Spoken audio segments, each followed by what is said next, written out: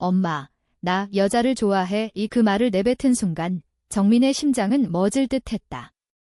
서울의 작은 아파트 거실에서 창밖으로 비가 쏟아지던 그 밤, 16살 정민은 떨리는 손으로 엄마의 얼굴을 바라봤지만 엄마는 고개도 들지 않고 TV를 보며 중얼거렸다.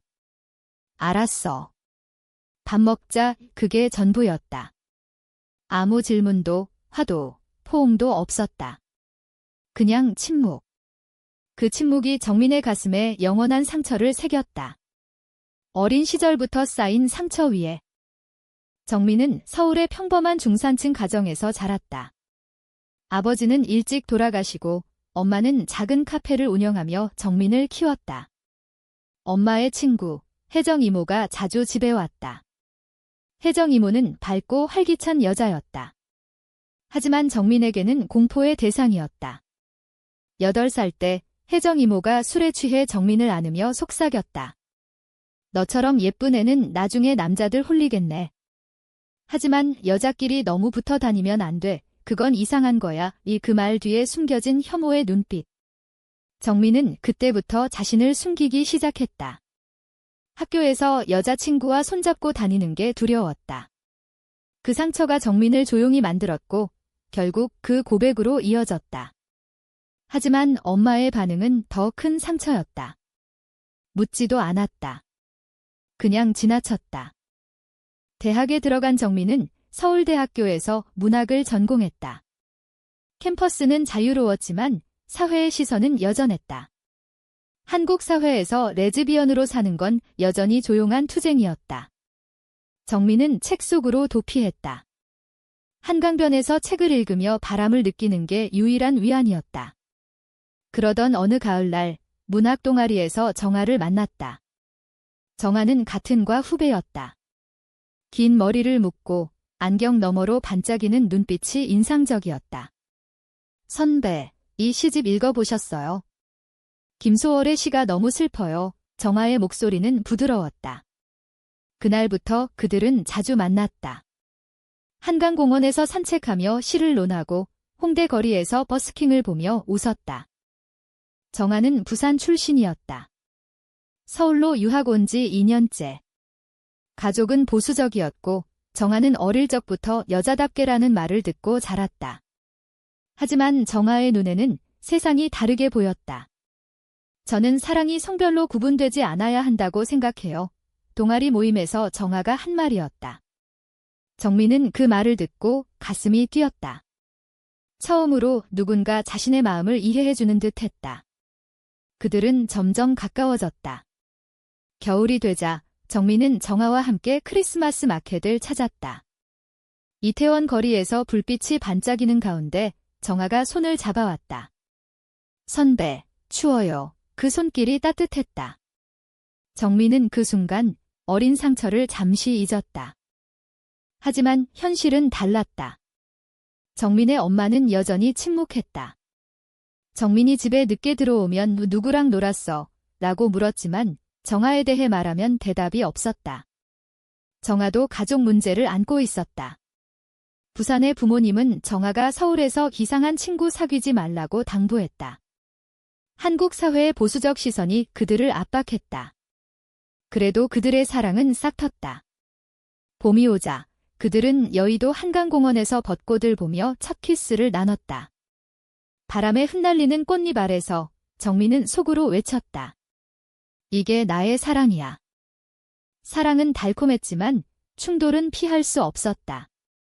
정민과 정아의 관계가 깊어지면서 주변의 시선이 느껴졌다.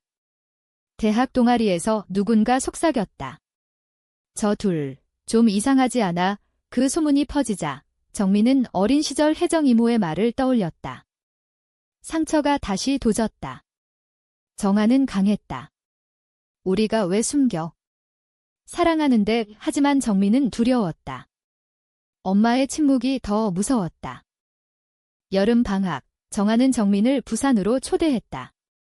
우리 집에서 받아봐요. 정민은 망설였지만 따라갔다.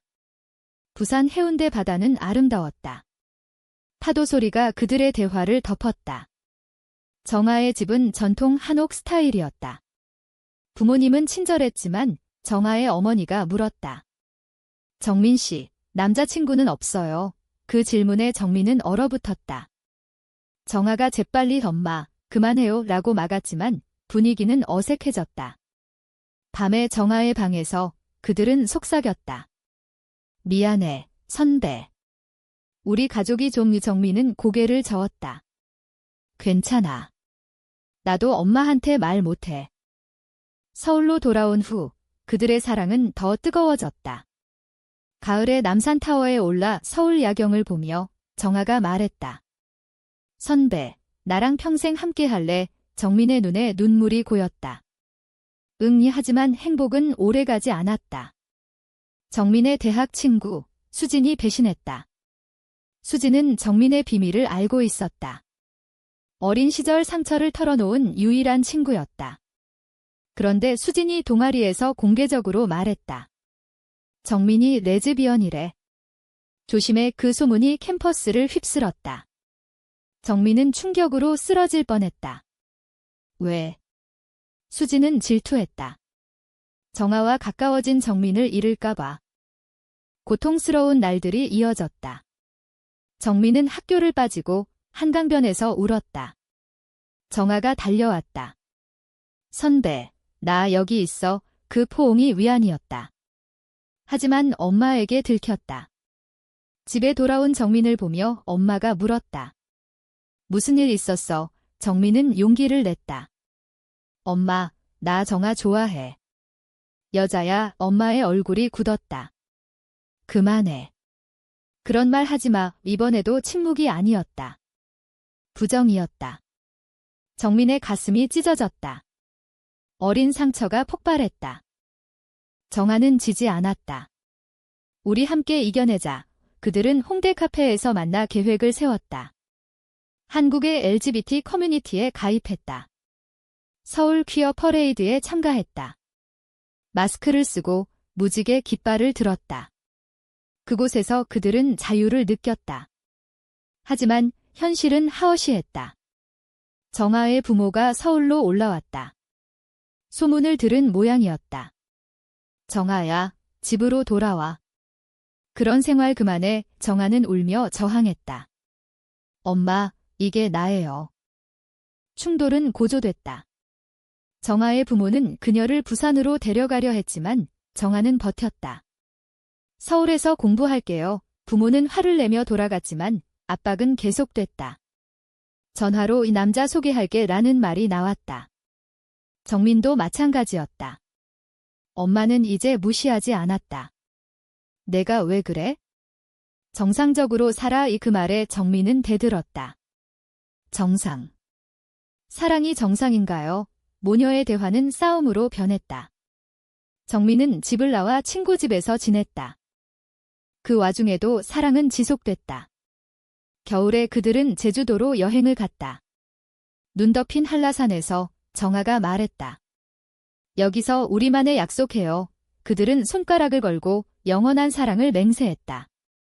제주의 검은 모래 해변에서 바다를 보며 정민은 어린 상처를 털어냈다. 정아야, 너 덕분에 강해졌어. 하지만 배신의 후유증이 남았다. 수진과의 우정이 깨진 후 정민은 사람을 믿기 어려웠다. 봄이 오자 고조된 갈등이 터졌다. 정민의 엄마가 혜정 이모를 불렀다.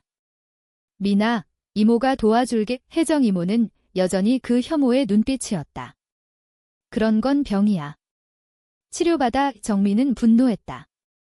이모, 당신 때문에 내가 얼마나 아팠는지 알아. 어린 시절 상처를 쏟아냈다. 혜정 이모는 당황했지만 사과하지 않았다. 사회가 안 받아줘. 그 말에 정민은 집을 뛰쳐나왔다. 정아와 만나 위로를 받았지만 정아도 지쳤다. 선배, 우리 헤어질까? 그 말에 정민은 놀랐다. 왜? 정아의 눈물이 흘렀다. 부모님 때문에. 나도 힘들어. 배신처럼 느껴졌다. 하지만 정아는 진심이었다. 사랑하지만 압박이 너무 컸다. 그들은 잠시 거리를 두기로 했다. 정민은 혼자 서울 거리를 걸었다. 명동의 번화함 속에서 외로움을 느꼈다. 시간이 지나 정민은 문학으로 치유를 찾았다. 시를 쓰며 감정을 풀었다. 침묵의 상처, 사랑의 메아리라는 제목의 시집을 준비했다. 동아리에서 발표하자 박수가 터졌다. 그중 한 사람이 말했다. 용기 내줘서 고마워. 그 말에 정민은 눈물을 흘렸다. 사회가 조금씩 변하고 있었다. 한국의 젊은 세대가 LGBT를 받아들이기 시작했다. 거리를 둔 기간, 정민과 정아는 각자 성장했다. 정아는 부산으로 내려가 부모와 대화했다. 엄마, 아빠. 저 레즈비언이에요. 정민을 사랑해요. 부모의 반응은 충격이었다. 어떻게 그런 하지만 정아는 포기하지 않았다. 한국 드라마처럼 가족의 사랑이 결국 이겼다. 어머니가 울며 말했다. 내 행복이 제일이야. 아버지는 여전히 불편했지만 받아들였다. 정민도 엄마와 재회했다. 카페에서 만난 자리. 엄마, 왜 그때 묻지 않았어? 엄마의 눈에 눈물이 고였다. 미안해. 나도 몰랐어. 두려웠어. 엄마는 자신의 어린 시절을 털어놓았다. 보수적 가정에서 자라 사랑의 다양성을 몰랐다. 혜정 이모의 영향도 컸다. 이제 이해할게.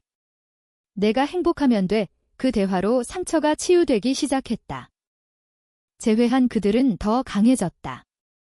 여름에 광화문 광장에서 퀴어 축제에 참가했다. 무지개 깃발 아래서 손을 잡고 행진했다. 주변의 응원이 느껴졌다. 한국 사회가 변하고 있었다. 젊은이들의 지지가 컸다. 하지만 여전히 반대 시위가 있었다. 이상한 사랑지라는 플래카드가 보였다. 정민은 두려웠지만 정아가 말했다. 우리 사랑은 아름다워. 그들의 일상이 안정됐다. 정민은 졸업 후 출판사에 취직했다. 정아는 대학을 마치고 서울로 돌아왔다. 함께 사는 작은 아파트에서 한식 요리를 하며 웃었다. 김치찌개 냄새가 퍼지는 집. 정아야, 오늘도 사랑해. 이 그 말에 정아가 웃었다. 하지만 새로운 충돌이 왔다. 직장에서 정민의 상사가 소문을 알았다. 내 사생활이 문제야. 승진이 미뤄졌다. 차별이었다. 정아는 분노했다. 이게 한국 현실이야. 그들은 싸웠다. 왜 포기 안 해? 정민의 말에 정아가 울었다. 포기하면 우리 사랑이 끝나. 그 갈등이 고조됐다. 결국 정민은 회사를 그만두고 프리랜서 작가가 됐다. 내 길을 가자. 새로운 시작이었다. 정민의 시집이 출간됐다. 침묵 속 사랑시라는 제목. 책은 베스트셀러가 됐다. LGBT 테마가 한국 사회에 파장을 일으켰다. 인터뷰에서 정민은 말했다. 제 상처를 공유해요. 누군가 위로받길. 그 책으로 인해 혜정 이모가 연락 왔다. 미안해, 미나. 내가 잘못했어. 사과였다. 정민은 용서했다. 이모도 피해자예요. 사회가 그래요. 정아는 교사가 됐다. 학교에서 다양성 교육을 했다. 사랑은 자유로워야 해요. 학생들의 반응이 좋았다. 그들의 삶은 안정됐다. 가을에 남산공원에서 다시 산책했다. 랜턴 불빛 아래서 정아가 프로포즈했다.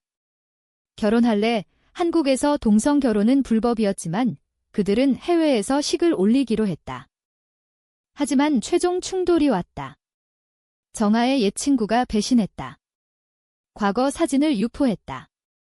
소셜미디어에서 비난이 쏟아졌다. 이상한 여자들. 정민은 절망했다. 왜 우리만? 정아가 안아줬다. 함께 이겨. 그들은 기자회견을 열었다. 우리 사랑을 지키겠어요. 여론이 바뀌었다. 지지 댓글이 많아졌다.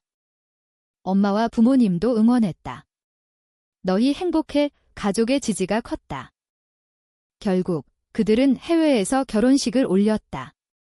제주도에서 가족만 모인 파티. 바다 바람이 불었다. 영원히 함께. 그 맹세가 아름다웠다. 서울로 돌아온 후 그들은 사회 활동을 했다. LGBT 권익 단체에서 일했다. 한국 사회를 바꾸기 위해 정민의 시집이 영화화됐다. 그 과정에서 어린 상처를 극복했다.